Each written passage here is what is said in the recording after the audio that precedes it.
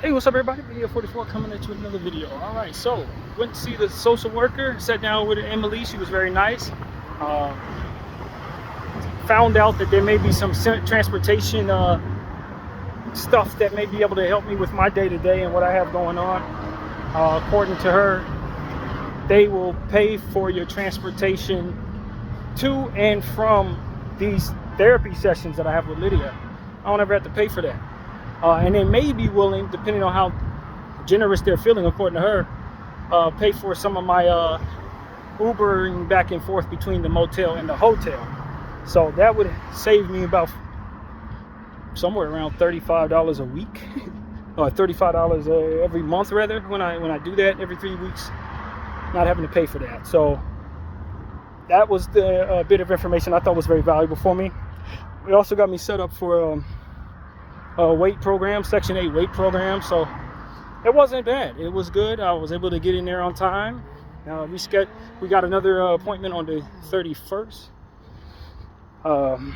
which I also got my therapy set up with Lydia that same day at the same time, or rather 30 minutes later. So that's good. It gets the sequence. Hopefully we can do that more than instead of having it like this week where I'm coming down there on a Monday and then got to go back there on Wednesday. But everything went very well for that. It's kind of hot, but it ain't crazy. And it's not as hot as it's going to get. So it's one of those days, like I said in the previous therapy session, where it's increasing, but we still got a nice wind chill right now. And of course, because it was at 3 o'clock, I am barely getting back. Right now, it's like 4:40 or something like that. I'm usually walking back in the house by this time, so yeah, man, I a little thrown off, but overall I feel good.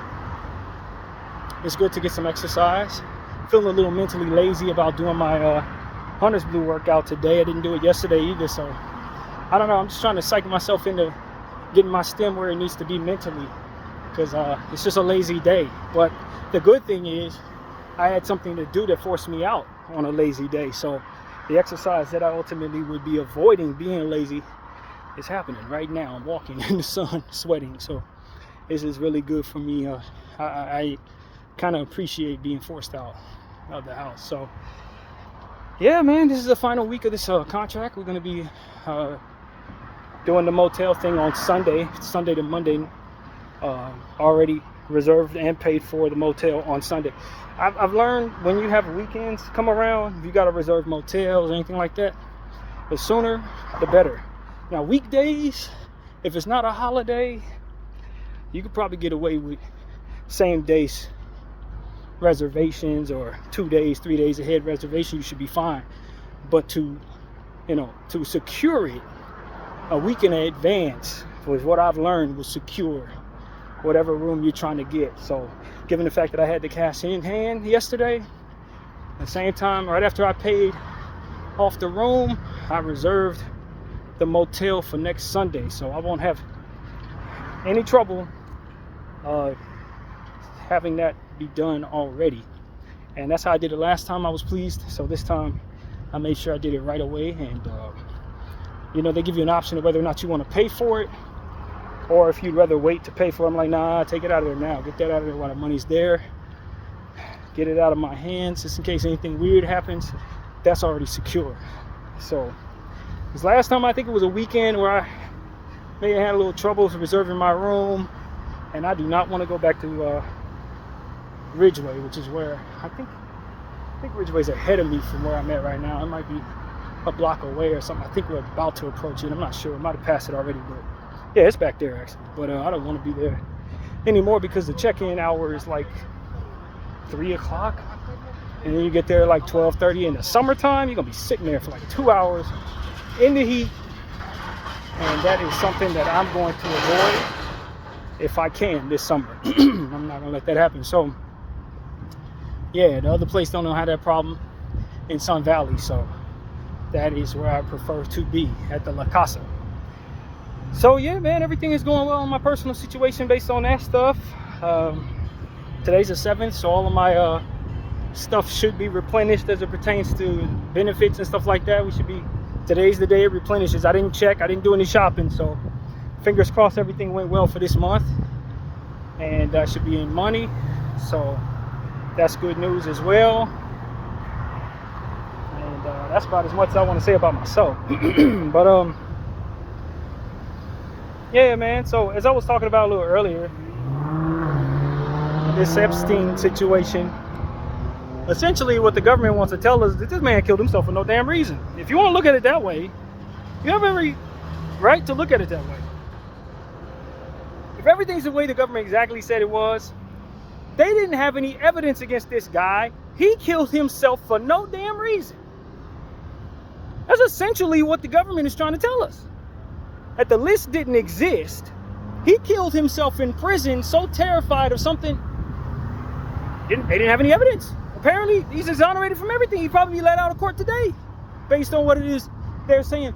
But since he's dead, it's just a tragic situation where an innocent man, I guess he was just terrified of just being in prison, or, even though he didn't do nothing. So, you know, some people's mental health just can't take sitting in a federal prison for a night. Maybe that's what Epstein had going on. He just had to check out, even though they literally didn't have any evidence against him. What a tragedy, right?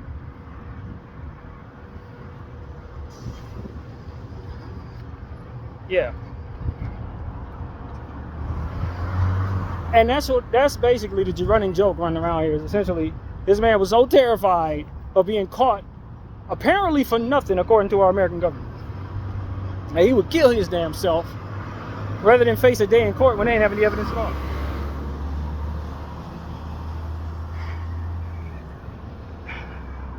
My thought, truthfully, hackers, do your thing, man. You out there, you call yourself anonymous, whoever you are, it's time for you to start getting to work. And if y'all exist and y'all super geniuses and all this and that, and y'all care about humanity and all this different things like that, this is when it's time for you to answer the call. Because the government has investigated itself and deemed itself exempt from any accountability, or rather they didn't find anything that they had done, or whatever, however you word that. And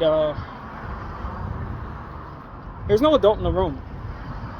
So amongst us humans alive today in 2025, there's no adult in the room.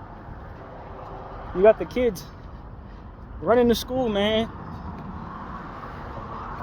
It's what it is. And you see people not holding themselves accountable, doing all types of weird stuff in the name of their politics, keeping their politics together, doing strange things, demented things, evil things. The idea of what evil is and what it's not is blurred based on these people being in charge. And here's the thing that's really strange. They're so irresponsible. From what I understand, I don't know how much truth this holds, but essentially what we saw happen in Texas just a couple of days ago, where all these people, little kids, lost their lives, apparently it was something that could have been prevented by things that were already in place. Things that give us the technology from which to predict these things. That's the stuff that, from what I understand, was turned off. Funding was taken from those things, and a lot of those programs have just been kicked aside. And as a result, that's what brought about the neglect. That's what made it so that we didn't know this was coming, and first responders weren't able to warn people or keep them from entering the spaces for which got flooded. And so, you know, who knows who to trust? What it really comes down to, I don't know. I don't really know if I trust that either. If the Democrats saying it's Republicans saying it's Democrats, AIPAC's controlling them both, I don't trust neither one of these bastards, honestly. Them kids could have been sacrificed on purpose for all I know. Judging by what it is I've seen, I don't know why we would think that wouldn't be possible. Like, seriously. And at this point, when you look at what they're doing in Gaza to little kids, and you look at what just they're prone to do based on the reality of that, they never did it on purpose. It was probably either done on purpose. The whole thing was probably coerced to align some type of narrative, man. That might be the false flag we were looking for. Who knows, man? Who knows? No way to actually know, because all the characters involved are proven liars. So, American citizen, you're on your own. That's essentially what I'm here to tell you, based on what it is I've been studying. There's no adult in the room, man. These people are run by money, and their money is being held together by their secrets, and their secrets have to do with mental illness likely attached to sexual deviancy. I mean, it's not, that's what I see that's keeping your country together, whether you know it or not. And so if you're waiting for somebody to hold somebody accountable or somebody to shake their fist in somebody else's face, believe you me, that ain't what they shaking their fist at. These is perverts. They doing something else with their fist. It's just what I know. It's just what has been proven at this point. So that's why I tell God, hey man, whenever you're ready to do whatever you're gonna do, believe me, man, I just want to be close to you. That's where I'm at with it. I ain't looking for no adult to enter the room. I'm not. I'm just waiting for the Lord to tell me when to move. And if he's gonna send down calamity or waves of ocean over this place, just let me know what you want me to do. Please spare my loved ones and self. And that is that's the best I can do for you. And I'm telling you, man, get close to God. You're gonna need to. That's what came to mind when I was in shower this morning. In my prayer, I was essentially telling the Lord how thankful I am for how everything's worked out in these last 2 years since finding myself facing the consequences of my actions, you know, not paying people and finding myself in this situation, not continuing in my job, not addressing my mental health, you know, things I could really have controlled that I chose not to, that led to where I'm at and how I'm doing. And I tell you, I'm very happy based on how the things worked out, how concerned I was, how scared I was, how much I was calling on God to help me. He really did. He carried me not only through the situation, but he gave me so much to talk about and so much to document on my channel that allowed for me to be proud of myself in these 2 years. He did more for me than I was asking him to do. And, you know, what came to mind as I was thinking, it was like, well, you know, now it's time to just stay close. That's really what it is. Stay close. It's almost like when you're in some type of a wilderness type situation, but you got your guide with you. If you venture away from your guide, you lost. And they ain't about to double back to go find you. You just lost. And that's essentially what the Lord was telling me. Like, you got to stay close now. We established a trust. You trust me, cool. We established that you are willing to speak up on this genocide situation. That's what I wanted. That's what God wanted. God's happy with that. Now, stay close because it's about to get weirder. The country's gonna have to face what it's facing, and you know, I don't know what's next. I'm not supposed to know what's next, but if I stay close, I'll be fine. Keep my eyes on the Lord. Don't worry about the distractions around me. Just stay locked in with the Lord, and we'll get through it together. That's really what he's telling me. And I believe it's specific to my life, but I believe it could be also involving others and whatever else is going on in this world. You know, there's could be a lot of different distractions, a lot of different stuff going on, a lot of illusions, misdirection, this, that, and the third. People telling you this and being very convincing and telling you that. People saying they know this and that they know that, providing you proof, which isn't really proof, but can appear as proof. It's a lot of deception that is on the way. People pretending like they're on the right side of history, only to turn their back on people later on after they've gained their trust. It's a lot of stuff that I think is coming.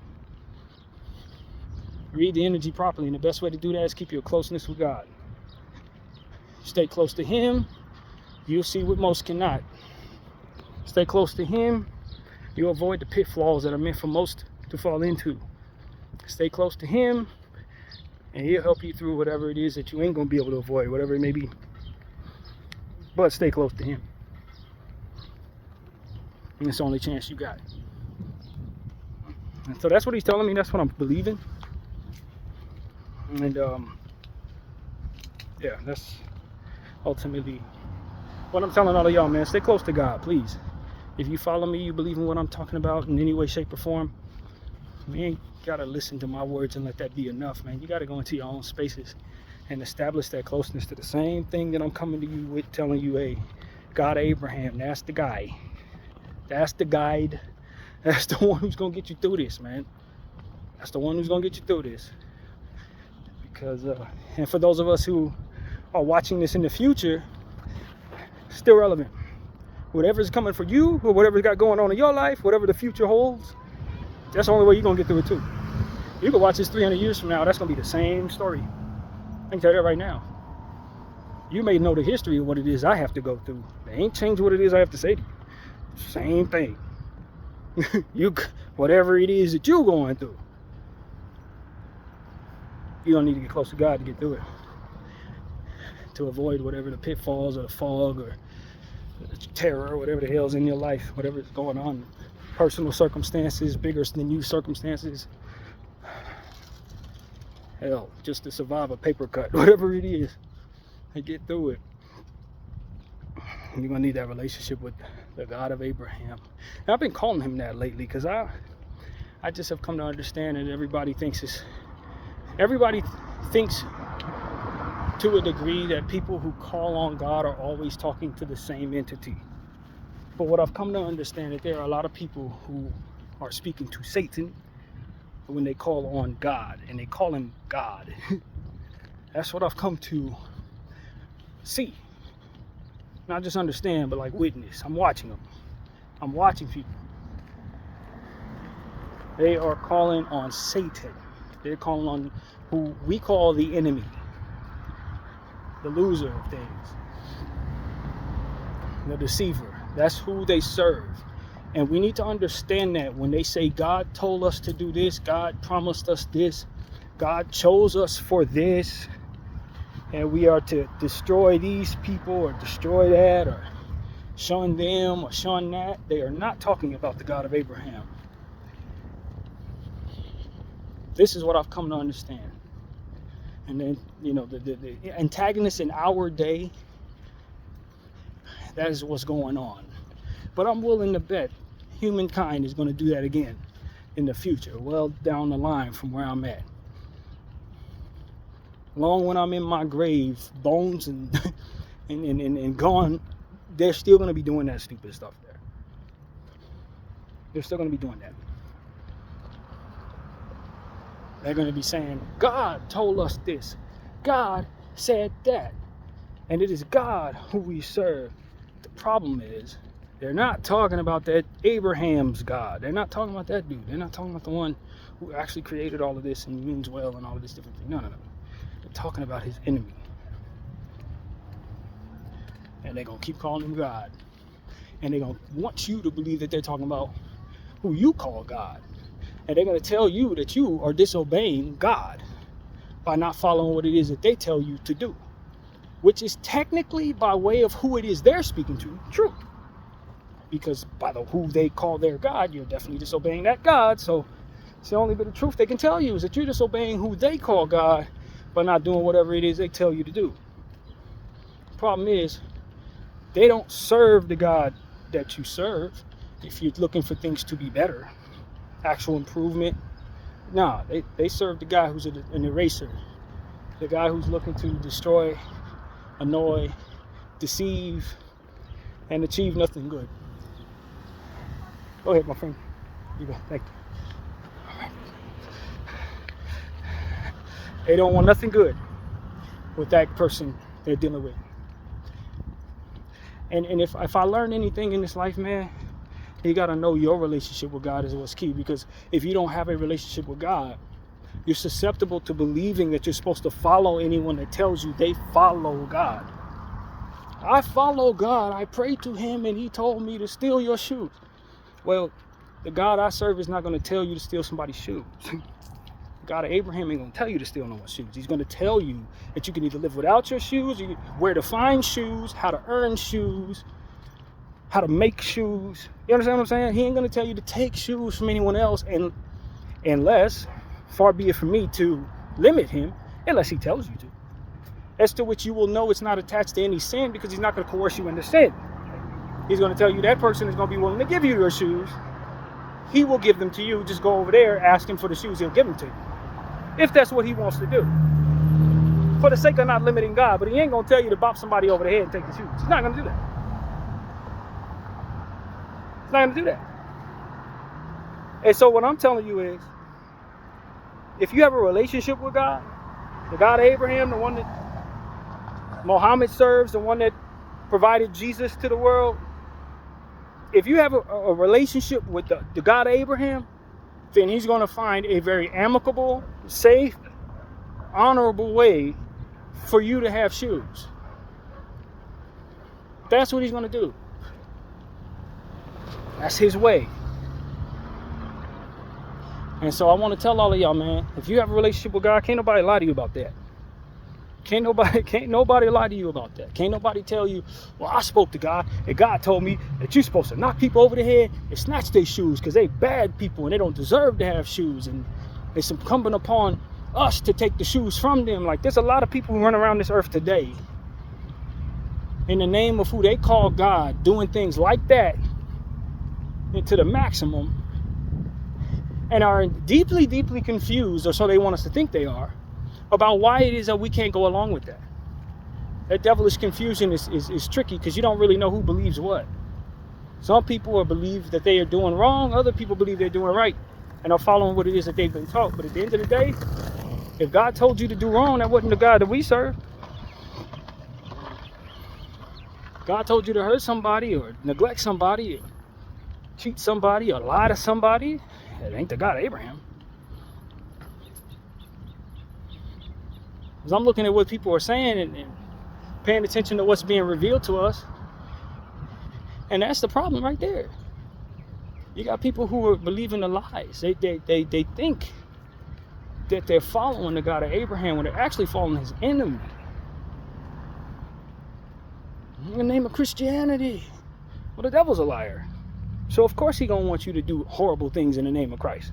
Of course he's going to want you to push people away, hurt people, or neglect people, allow other people to hurt people on your watch, on your dime, in the name of Christ. Of course he's going to have it so that the people that he has doing this call themselves Israelis or Israelites or whatever they want to call themselves in that day. Of course, because he knows, the devil knows, the Bible, the devil knows, the Quran, the devil knows exactly what keywords is going to get you to follow religion and obedience to religion. So of course the devil's people and all of their devilish confusion and deception are going to call themselves Israel. Because of course it's in the Bible, Israel's this, you're going to follow Israel. But when you get to the nitty gritty of what the word Israel actually means, it means to struggle with God. That's what Israel actually means, to struggle with God. They are in a forever struggle with God. They're trying to fight with God. You can't win that battle. And confusion, devilish confusion. Thinking that who they serve is a God of Abraham. It's not who they serve. And if they knew anything about the God of Abraham, if they had a relationship with the God of Abraham, they would understand that. He wouldn't tell us to do this. He wouldn't tell his chosen people to do this in his name. Hurt people, neglect people, look at people as roaches or something less than human for our own betterment, enslave people, bring forth trauma upon their hearts and on their children. Well, he's not going to ask you to do that. Not the God I know. No, of course not.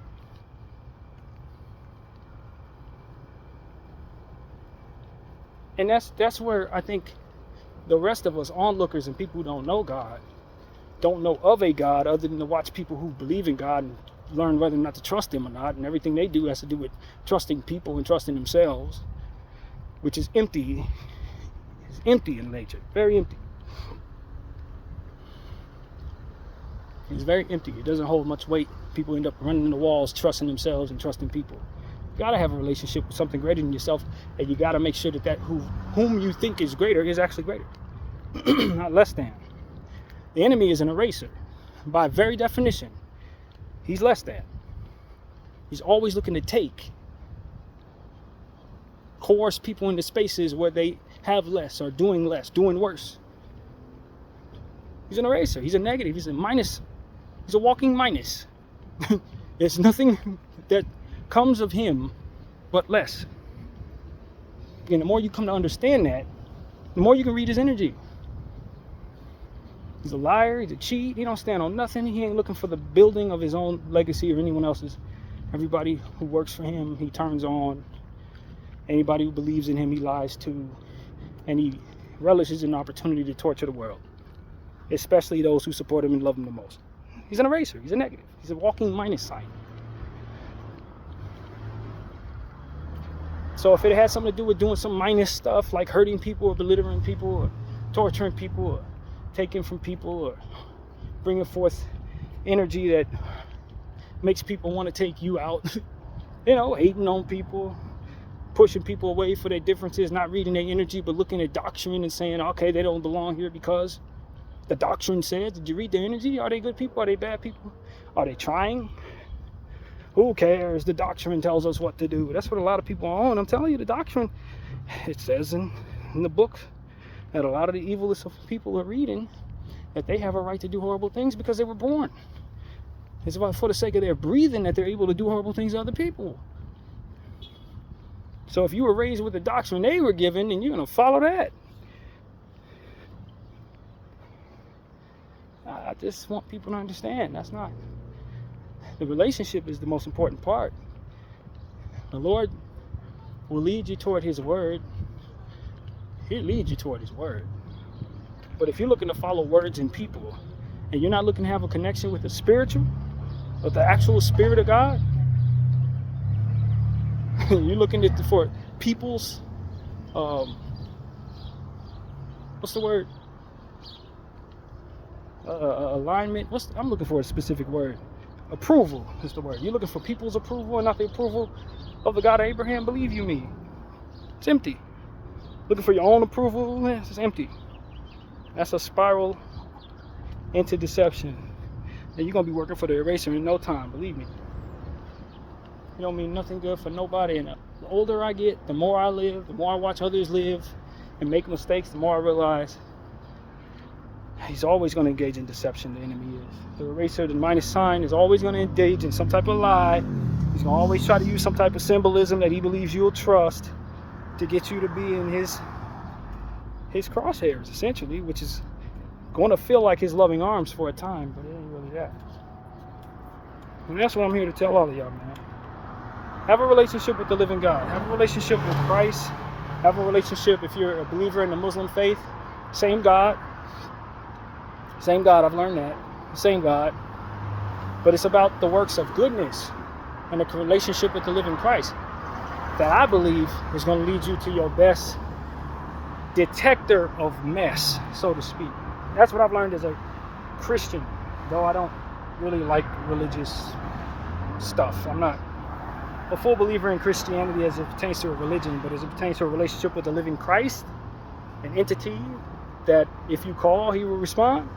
Yeah, I definitely have a relationship with Christ. And that's why I can tell you guys with confidence that the Muslim religion believes in the same God, because I know Christ, and he more or less has made that clear to me at this point.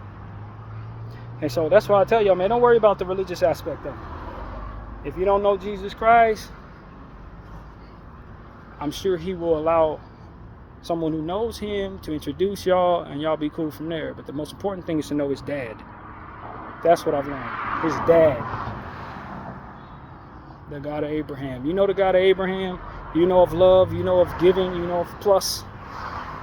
Strengthening yourself by way of whatever it is that you have. Whatever it is that's in your heart for the betterment of others. I'm telling you, you get way more power from praying for others than you get from praying for yourself. You're going to get closer to the God of Abraham praying for others than you will praying for yourself. If you really want to know how to get his attention, be unselfish in your intentions in prayer. I promise you, you will get his attention. That's what I've learned. A lot of people know how to pray for themselves, and ain't nothing wrong with praying for yourself because it still connects you to God. But be as intentional on praying for others more and more and more, and I guarantee you that relationship gets stronger and stronger and stronger. Maybe you don't have enough to pay for anybody else's this or that. Maybe you don't know how to give. Maybe you're not unselfish, not your prayers, your intentions. It'll get you there. That's the startup. That's the startup to being a better human being. That's the rabbit hole you need to go down. That'll provide you strength, understanding, context to why you should value others and root for others and all these different things. It starts with your intention to pray for others. Make that the forefront of what you're doing when you try to talk to the God of Abraham. And you do that for the betterment of strangers, betterment of anybody other than you. This is important, man, because this is what I've learned in my own walk. Anybody other than you, pray for others, and you're going to get his attention for sure. Bdf 44. I thank you all for watching.